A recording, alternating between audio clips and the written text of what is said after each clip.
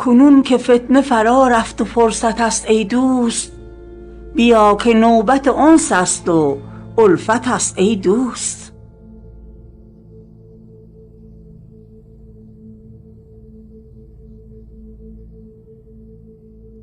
دلم به حال گل و سرو و لاله می سوزد، ز بس که باغ طبیعت پرآفت است ای دوست.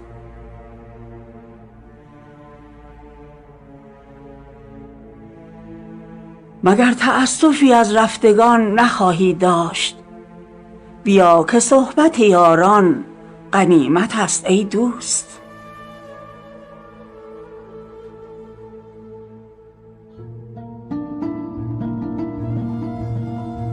عزیزدار محبت که خارزار جهان، گرش گلی است همانا محبت است ای دوست.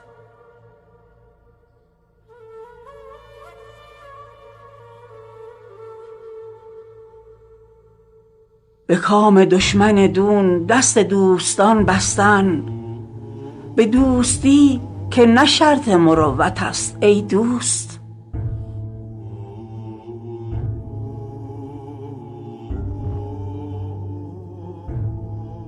فلک همیشه به کام یکی نمی گردد، که آسیای طبیعت به نوبت است ای دوست.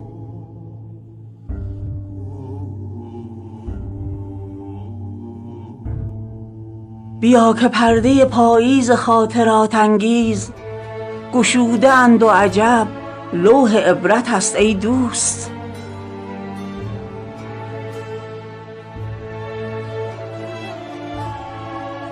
مآل کار جهان و جهانیان خواهی، بیا ببین که خزان طبیعت است ای دوست.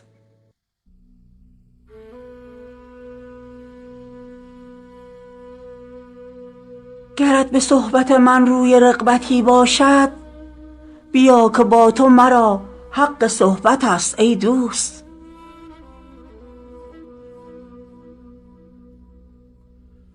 به چشم باز توان شب شناخت راه از چاه، که شهریار چراغ هدایت است ای دوست. که شهریار چراغ هدایت است ای دوست.